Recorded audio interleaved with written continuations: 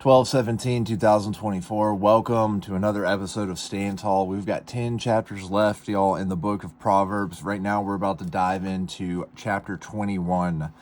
Like a stream is the king's heart in the hand of the Lord. Wherever it pleases him, he directs it.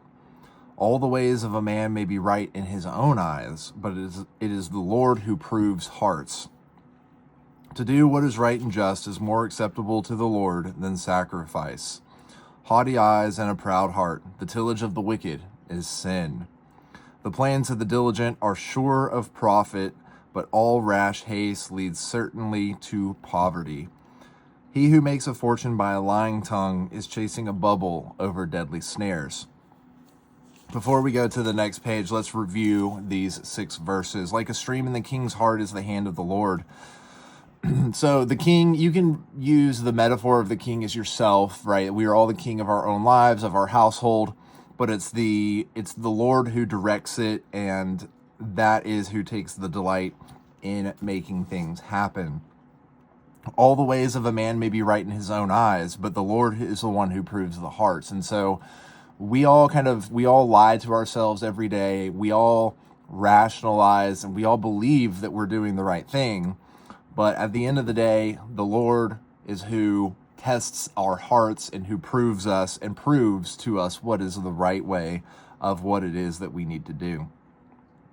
To do what is right and just is more acceptable to the Lord than sacrifice. Contextually, I believe this means that to do what is right and just is better than like sacrificing a lamb or sacrificing an actual other creature. But we can also say that, it's the sacrifice of time that we use in pursuit of our goals to do what is right and just would be more important than maybe the sacrifice that we're making to achieve a certain outcome in our life. Because a lot of times you do have to make certain outcomes of time with family, time with friends, time spent on self, of these sacrifices of I can't go home and play video games. I need to spend this extra 2 hours working tonight. And so this to me means doing what is right and just. It's more important to do the right thing than to sacrifice that time. Haughty eyes and a proud heart, the tillage of the wicked is sin.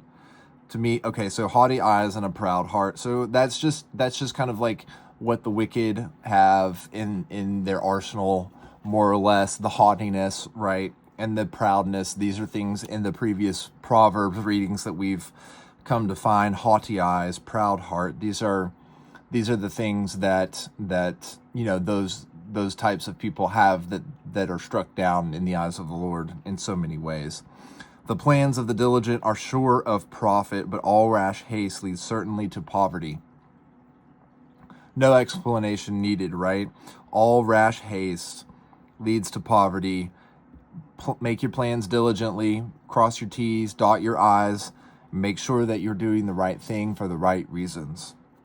He who makes a fortune by a lying tongue is chasing a bubble over deadly snares. And so a bubble's pop, and if you lie, cheat, and steal to get where you're going, you're just chasing the bubble over deadly snares, right? Over things that are going to pop it. It's more likely to pop. Okay. The oppression of the wicked will sweep them away because they refuse to do what is right. The oppression of the wicked will sweep them away. So if somebody's being wicked, if somebody's oppressing you, that's going to be their downfall. And it holds true for you. Just like when we read The Art of War about overcoming the enemy, we also need to take the vantage point of how that can apply to ourselves and how we could be the enemy, right? We've got to put ourselves in that position. And so make sure that we're not being oppressive and therefore wicked. The way of the culprit is crooked, but the conduct of the innocent is right. Self-explanatory. It is better to dwell in the corner of a housetop than in a roomy house with a quarrelsome woman. The soul of the wicked man desires evil. His neighbor finds no pity in his eyes. So both of those really, so it is better to dwell in the corner of the housetop than a roomy house with a quarrelsome woman. Doesn't really matter, man or woman. If you live even in a big house with somebody who's always argumentative, it's not very fun. You'd rather live somewhere by yourself, even if it's one room or in the corner of that room, and have happiness, peace of mind, than somewhere big where somebody's always trying to fight and argue with you. And then the soul of the wicked man desiring evil, his neighbor finds no pity in his eyes. So there's never going to be any pity for the wicked. When the arrogant man is punished, the simple are the wiser. When the wise man is instructed, he gains knowledge.